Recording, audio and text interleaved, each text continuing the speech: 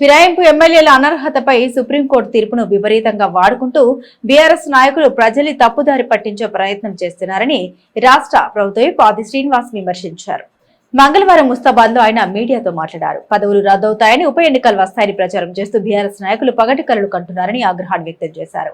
తమ పార్టీ అధికారంలో ఉన్నప్పుడు 60 మందికి పైగా ఎమ్మెల్యేలు, ఎంపీలు, చైర్మన్లు, ప్రజాప్రతినిధుల్ని పార్టీలో చేర్చుకున్న బీఆర్ఎస్ నేతలు ఇప్పుడు నైతికత పేరుతో మాట్లాడడం విడ్డూరంగా ఉందని ఎద్దేవా చేశారు. 100 ఎలుకలు తిన్న పిల్లల బీఆర్ఎస్ తీర్థయాత్రలు అంటూ ఆయన ఘాటుగా స్పందించారు. సుప్రీంకోర్టు తీర్పు ప్రకారం స్పీకర్ నిర్ణయం తీసుకోవాల్సి ఉందని పేర్కొన్నారు. గతంలో స్పీకర్ అధికారంలో ఉందంటూ చెప్పిన బీఆర్ఎస్ ఇప్పుడు అదే స్పీకర్ నిందలు వేయడం విడ్డూరమన్నారు. ప్రభుత్వాన్ని పడేయాలనే ఆశతో బీజేపీ, బీఆర్ఎస్ లు కాంగ్రెస్ పై ఆరోపణ చేస్తున్నాయని ఆది శ్రీనివాస్ ఆరోపించారు.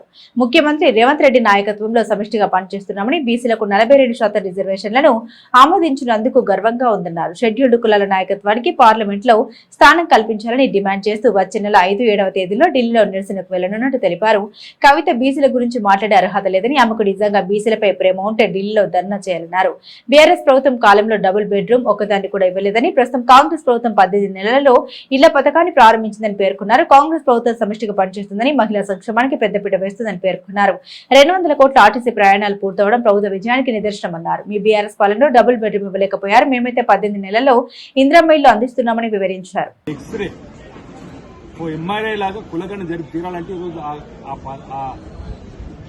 రాహుల్ గాంధీ గారు ఆదేశాన్ని అందుకోరు.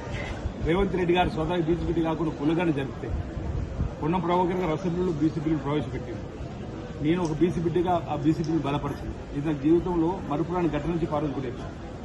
అలాంటి బీసీ బిల్లు ఈరోజు మేము ఆమోదం రాజకీయమే కాదు, ఉద్యోగ విద్యలో కూడా ఇవ్వాలని చెప్పి ఒక నిర్ణయం తీసుకున్నాం. అరే బిల్లు పెండింగ్ లో ఉంటుంది, ఏడా ఢిల్లీలో అసెంబ్లీ పార్లమెంట్ నడుస్తుంది. ఆ షెడ్యూల్ 9లో రాజ్యసభ చేర్పాలని చెప్పి అంటున్నాం.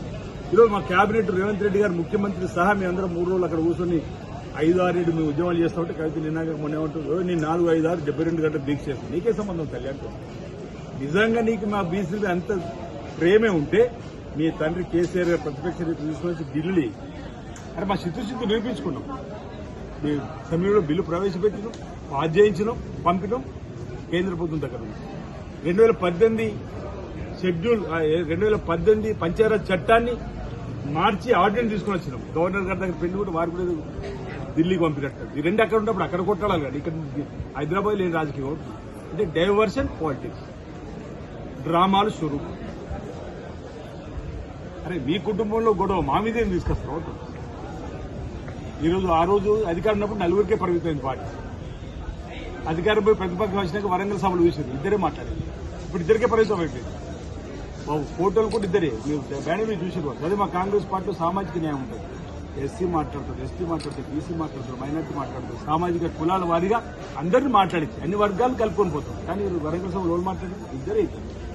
దయాకర్ రావు గారు, కేసీఆర్ గారు. మీద ఉన్న ఫోటో చూడండి, కేటీఆర్కి కేసీఆర్, హరీష్ ఫోటో కూడా కథ అయిపోయింది, కవిత ఫోటో కూడా ఒక కథ అయిపోయింది. ఆ రోజేమో 4 నడిపారు అధికారం ఉన్నప్పుడు. ప్రతిపక్ష కలిసి ఇద్దరికి వచ్చారు. ప్రతిపక్ష పాత్ర కూడా ఈరోజు సరిగ్గా పోషించలేకపోతుంది కేసీఆర్ గారు. అందరూ చూస్తున్నారు. ఈరోజు ఎస్సీ వర్గీకరణ కూడా చేసినటువంటి సందర్భంలో అసెంబ్లీలో మాట్లాడేది మాట. ఈరోజు మేము ప్రజలకు ఒక్కడే చెప్పదలుచుకున్నాం. ఈరోజు ఈ ప్రభుత్వం పేదల ప్రభుత్వం, ఇందిరమ్మ ప్రభుత్వం రాబో రోజుల్లో ఈ ప్రాంతాన్ని అన్ని రంగాల్లో అభివృద్ధి పథకాలు తీసుకుపోయే కార్యక్రమం చేస్తామని సందర్భంగా మీ ద్వారా తెలియజేస్తాం. నమస్కారాలు.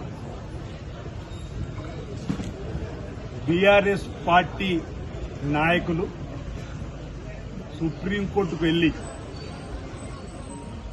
కొంతమంది శాసనసభ్యుల్ని అనర్హత వేటు వేపించాలని చెప్పని ఓ ప్రచారము అయిపోయింది. వాళ్ళ పదవులు రద్దు అవుతున్నాయి, ఉప ఎన్నికలు వస్తున్నాయని చెప్పని పగటి కలలు కన్నటువంటి వాళ్ళు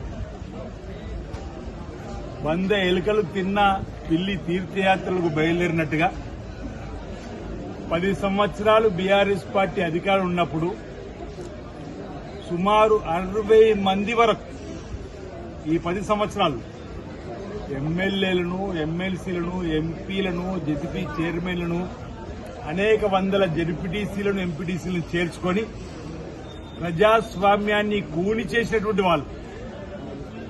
ఏకంగా పార్టీలని మేము శాసనసభలో, శాసనమండలిలో విలీనం చేసుకున్నామని గొప్ప చెప్పిన వాళ్ళు. ఆనాడు స్పీకర్కి అధికారం ఉంటుందని చెప్పని డంకా బజాయించి చెప్పినటువంటి బీఆర్ఎస్ పార్టీ వాళ్ళ విధానాలు నచ్చక వాళ్ళ పార్టీ నుంచి వెళ్లిపోయినటువంటి వారి శాసనసభ్యత్వం రద్దు చేపిస్తామని, వాళ్ళ శాసనసభ్యత్వం రద్దు అయిపోయిన ఉప ఎన్నికలకే మీ సిద్ధమని ఏదైతే ప్రచారాలు చేసినటువంటి వాళ్ళకి ఈరోజు మేము మొదటి చేస్తున్నాం. మాకు న్యాయస్థానాలంటే గౌరవం ఉంది, న్యాయస్థానాలు గౌరవిస్తూ ముందుకు పోతామని. ఇది సుప్రీంకోర్టు తీర్పు కూడా శాసనసభ్యులకు సంబంధించినటువంటి ఇప్పుడే వార్తలు వింటున్నాం. 3 మాసాల్లో స్పీకర్ గారు ఈ అంశాన్ని తేల్చండి అని చెప్పని తీర్పు వచ్చినట్టు, వాళ్ళేమో ఈ శాసనసభ్యత్వాలు రద్దు చేయమని మేము వెళ్ళినా రద్దు అవుతుందని చెప్పని దుష్ప్రచారం చేశారు. సుప్రీంకోర్టు ఈరోజు ఏమి అభిప్రాయపడ్డది, ఇది స్పీకర్ గారి పరిధిలో ఉంటుంది, 3 మాసాల్లో తేల్చమని చెప్పండి. సరే, సుప్రీంకోర్టు ఇచ్చిన ఆదేశాలను మా సూచన సలహా సజెషన్ ఏదైతే ఉందో ఆ తీర్పు మా శాసనసభకు సంబంధించిన స్పీకర్ గడ్డం ప్రసాద్ కుమార్ గారు నిర్ణయం తీసుకుంటారని చెప్పండి భావన వ్యక్తం చేస్తుంది.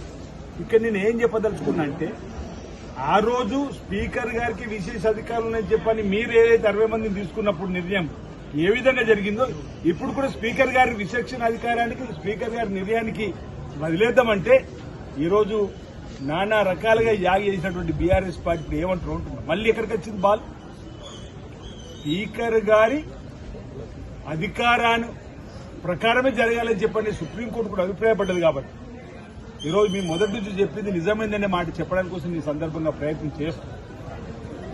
ఈరోజు ఈర్ష్యాభావంతో ఇక్కడ కేటీఆర్ గాని, అటు హరీష్ రావు గాని, అటు కవిత గారు గాని రకరకాల యాగి రోజు ఈ ప్రభుత్వం వచ్చిన 3 రోజుల నుంచి ప్రభుత్వం పడిపోతుంది, కూలిపోతుంది, కాలిపోతుంది, ఇంకెక్కడి ప్రభుత్వం అన్నారు. 19 మాసాలైంది, 20 మాసాలకు అడుగు పెడుతుంది. ఐక్యంగా కాంగ్రెస్ ప్రభుత్వం, ఇందిరమ్మ ప్రభుత్వం, రేవంత్ రెడ్డి గారి నాయకత్వం ముందుకు పోతుంటే ఈరోజు కావాలని చేసే దుష్ప్రచారం తప్ప మరొకటి కాదన్నమాట. ఆడతల్లు ఆర్టీసీ బస్సు ప్రయాణం మొదలుపెట్టిన రోజు కేటీఆర్ గారు మహిళా తల్లుల మీద అనుచిత వ్యాఖ్యలు చేశారు. ఆ మాటలు మళ్ళీ చెప్పే ప్రయత్నం చేయాలి. కానీ 200 కోట్ల జీరో టికెట్ ప్రయాణాలు పూర్తి కాబట్టి 6,680 కోట్ల రూపాయలు ప్రభుత్వం వారి తరఫున ఆర్టీసీకి చెల్లించింది. ఇప్పుడేమంటావు కేటీఆర్ అవుతుంది, ఇప్పుడు మహిళా తల్లులకు క్షేమప్పుడు చెప్పవద్దు ఇంత చక్కటి